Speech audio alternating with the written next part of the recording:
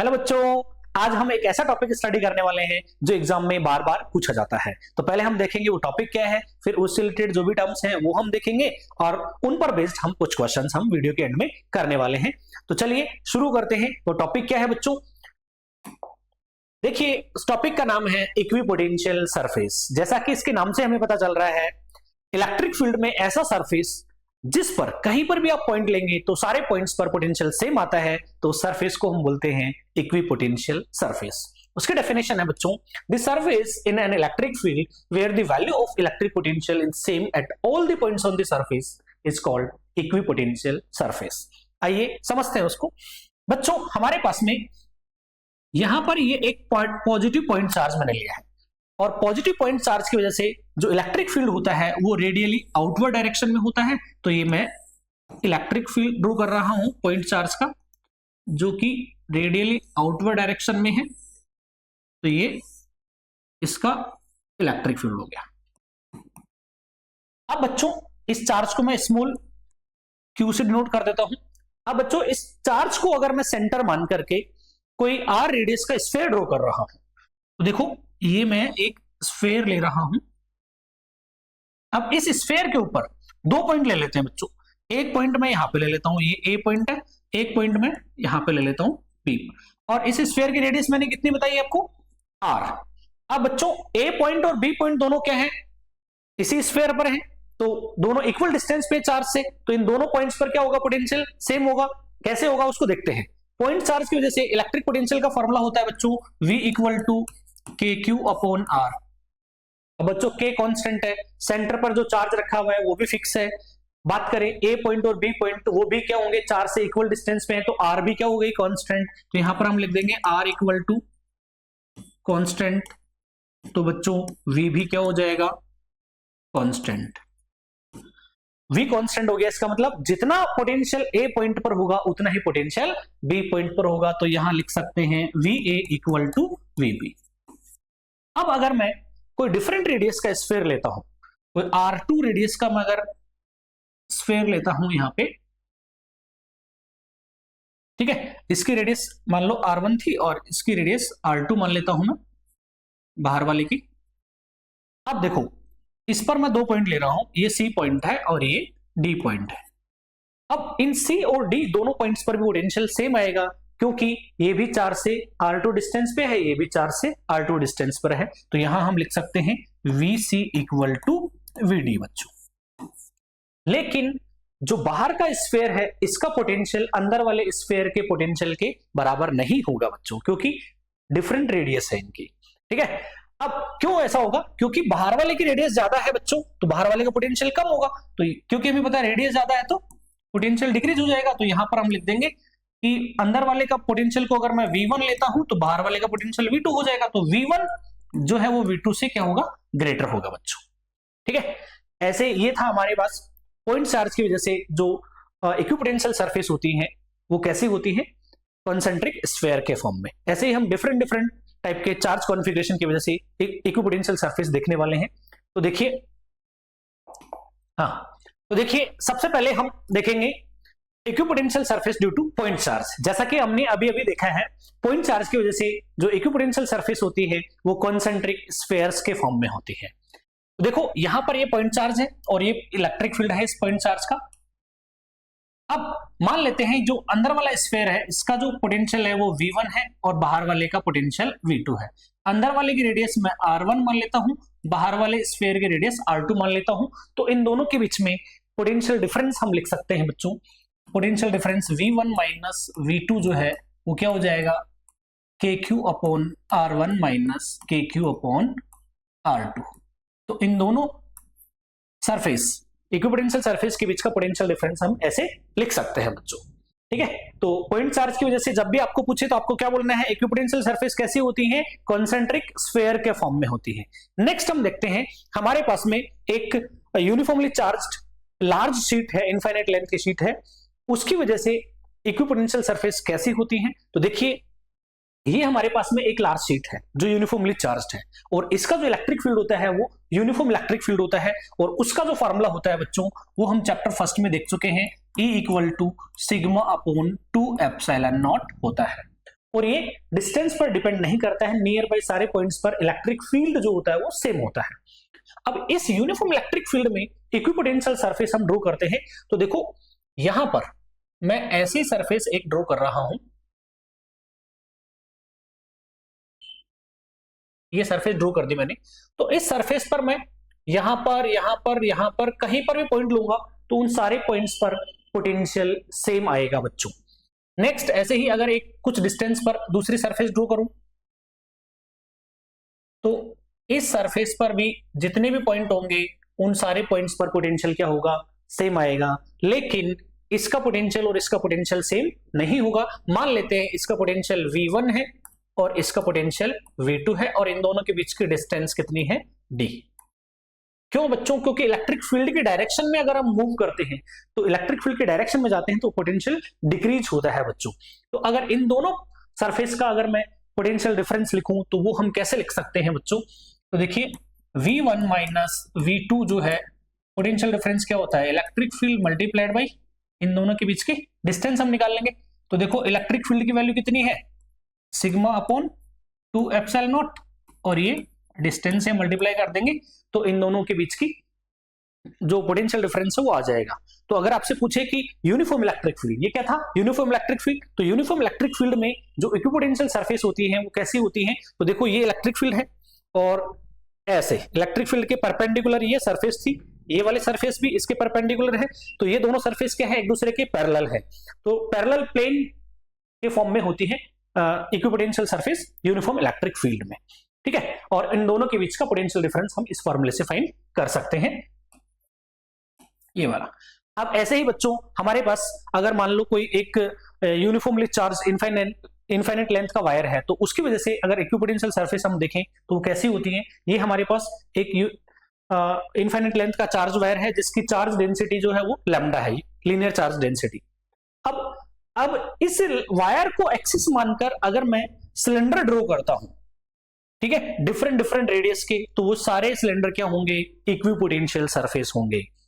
तो मान लो ये मैंने दो सिलेंडर दिखा रखे हैं, इस सिलेंडर की रेडियस R1 है, बाहर वाले की R2 है, और इस पर अंदर वाले पर कहीं पर पॉइंट लोगे तो सारे पॉइंट्स पर पोटेंशियल सेम आएगा, बाहर वाले पर कहीं पर पॉइंट लोगे तो सब पर पोटेंशियल सेम आएगा। लेकिन इन दोनों सिलेंडर का पोटेंशियल सेम नहीं होगा, तो इनका पोटेंशियल अगर अंदर वाले का V1 और बाहर वाले का V2 मानो तो इनका पोटेंशियल डिफरेंस को हम इस फॉर्मूले से फाइंड कर सकते हैं, V1 minus V2 equal to 2k lambda log R2 upon R1। इस फॉर्मूले से हम इनका पोटेंशियल डिफरेंस फाइंड कर लेंगे बच्चों, जहां k की जो वैल्यू होती है वो आपको पता है 1 अपॉन 4 पाई एप्सिलॉन नॉट होती है, ठीक है। R2 R1 क्या है, R2 बाहर वाले की रेडियस है, R1 अंदर वाले की रेडियस है और लैम्डा इसकी लीनियर चार्ज डेंसिटी है। तो अगर आपसे पूछे कि लाइन चार्ज की वजह से इक्विपोटेंशियल सरफेस कैसी होती है तो आप बोलेंगे कोएक्सियल सिलेंडर होते हैं बच्चों, ठीक है ना, इमेजिनरी कोएक्सियल सिलेंडर के फॉर्म में होता है। अब लास्ट में हम देखते हैं डायपोल की वजह से।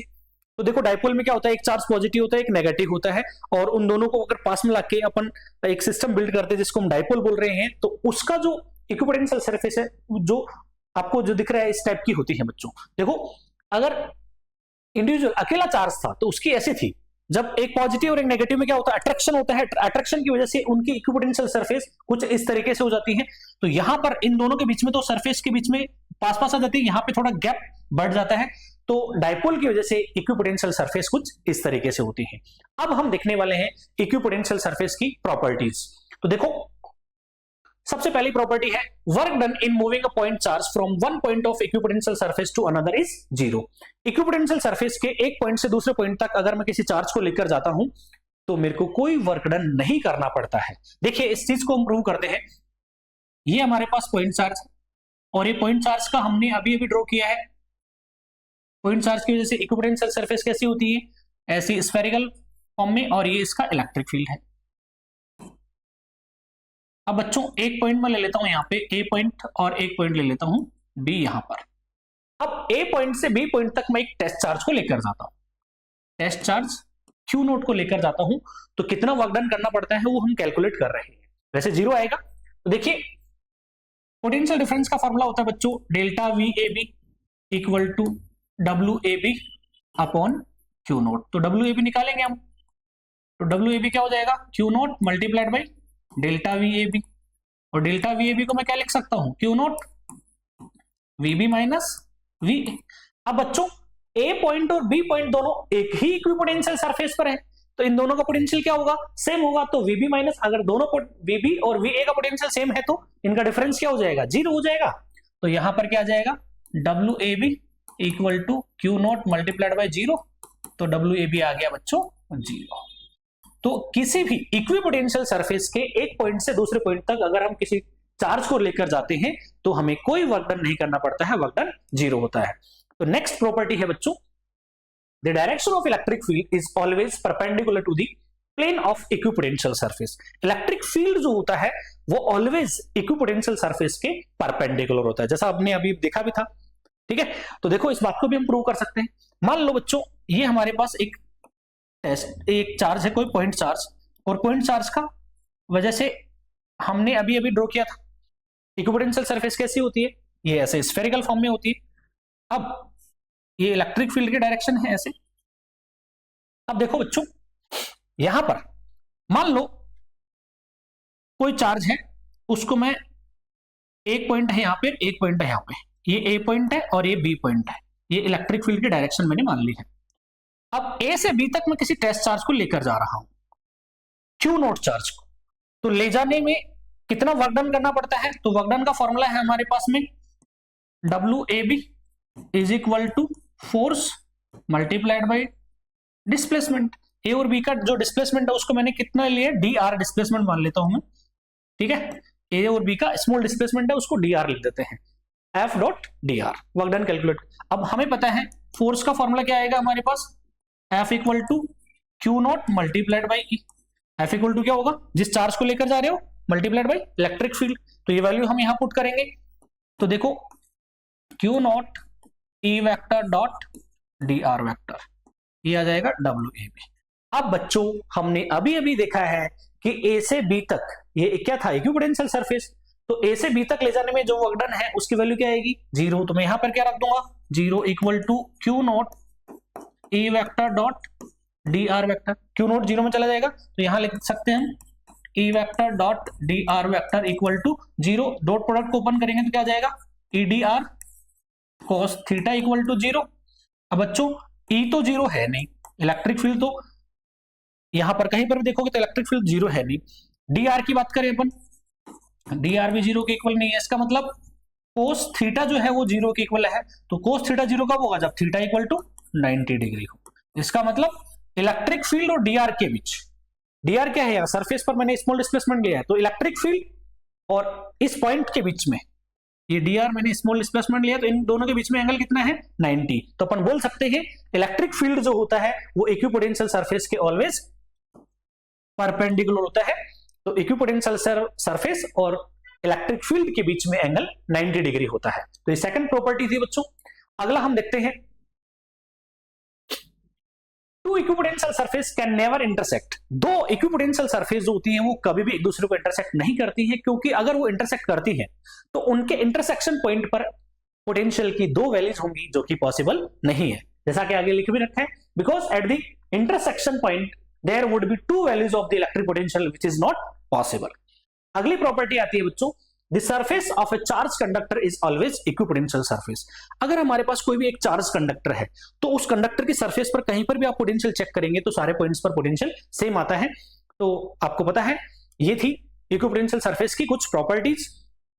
अब हम इन पर बेस्ड कुछ क्वेश्चन देखते हैं। तो देखो सबसे पहले है, what is the angle between electric field and equipotential surface. अभी अभी हमने निकाला है इक्विपोटेंशियल सरफेस और इलेक्ट्रिक फील्ड के बीच का एंगल जो होता है वो ऑलवेज क्या होता है, 90 डिग्री होता है बच्चों। नेक्स्ट देखते हैं, इन a reason a uniform electric field exists along x direction, the equipotential surface associated with this field will be। ये पूछा है कि इलेक्ट्रिक फील्ड जो है बच्चों यहां पर हमें दे रखा है इस डायरेक्शन में, ठीक है, ये एक्स एक्सिस मान लेंगे, ये वाई एक्सिस, और ये सामने की तरफ जेड एक्सिस हमने ले लिया। ये एक्स एक्सिस है, ये वाई एक्सिस है और ये जेड एक्सिस है। अब इलेक्ट्रिक फील्ड की जो डायरेक्शन है वो ऐसे दे रखा है बच्चों, ठीक है। अब हमें पता है कि इक्विपोटेंशियल सरफेस जो होता है वो इलेक्ट्रिक फील्ड के जस्ट परपेंडिकुलर होता है। कैसे होगा बच्चों? तो ये प्लेन कौन सा हो गया? YZ plane. तो यहाँ पे equidistance plane parallel to YZ plane, तो इसका आंसर आ जाएगा बच्चों ये वाला। YZ के प्लेन के अगर पैरेलल में इक्विडिस्टेंस पर जो भी सरफेस ड्रॉ करूंगा वो सारे क्या होंगे? इक्विडिस्टेंस मतलब इक्विपोटेंशियल सरफेस होंगे। उसके बाद में हम देखते हैं next, if we carry a charge once around an equipotential path then work done by the charge is. अभी हमने देखा है कि अगर इक्विपोटेंशियल सरफेस पर किसी चार्ज को मूव कराते हैं तो वर्क डन कितना होता है? 0 होता है बच्चों। ठीक है, तो ऐसे करके ये थ्योरेटिकल टॉपिक था बच्चों, और तो इसको हमने समझा है। उम्मीद है ये टॉपिक आपको अच्छे से समझ में आया होगा। अच्छे समझ में आया तो वीडियो को जरूर लाइक करें और चैनल को सब्सक्राइब करें। Thank you.